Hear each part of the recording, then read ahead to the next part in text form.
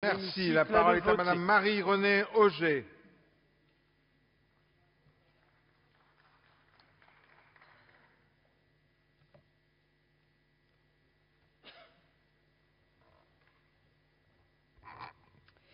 Madame la Ministre, Madame la Secrétaire d'État, Monsieur le Président, Monsieur le rapporteur, mes chers collègues, la Maison départementale du handicap a représenté une véritable avancée pour les personnes en situation de handicap.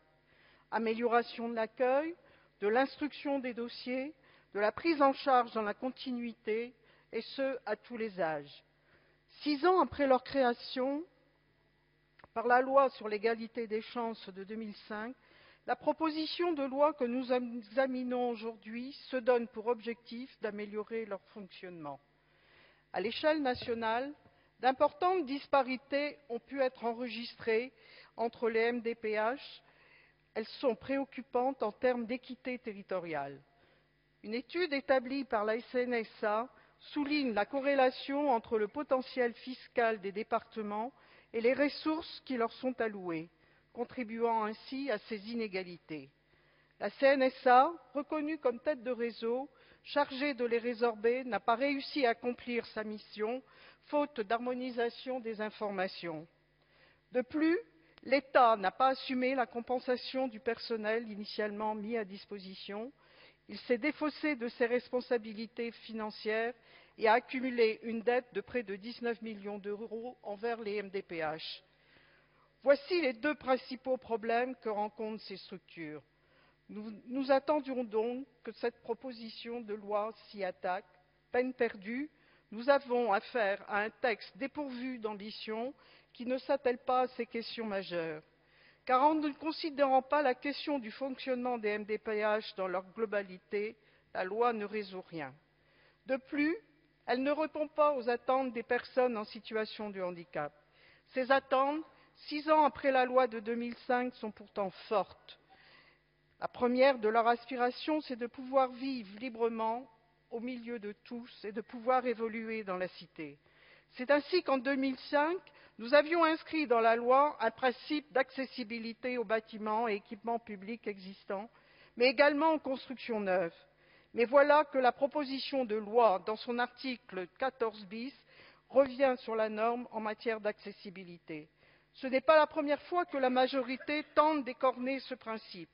Lors du Grenelle de l'environnement et d'une loi de finances rectificative pour l'année 2009, vous aviez déjà tenté d'introduire des dérogations, ceci sans succès. Aujourd'hui, vous nous assurez que cet article 14 bis est équilibré et prudent. Mais comment parler d'équilibre lorsqu'une dérogation est prévue en cas de difficultés techniques? De quelles difficultés techniques parlons-nous concernant le bâti neuf? La maîtrise technique permet en effet aujourd'hui de satisfaire ces exigences, même en montagne, à moins que ces dérogations ne cachent en réalité le problème financier des surcoûts. Dans ce cas, quelles propositions faites-vous pour respecter la loi que vous avez votée en 2005? Les personnes handicapées ont d'autres attentes, tout aussi importantes. Un enfant atteint par un handicap doit pouvoir être scolarisé en milieu ordinaire et bénéficier du soutien d'une auxiliaire de vie scolaire. Comment un texte portant sur la politique du handicap fait l'impasse sur la situation des AVS?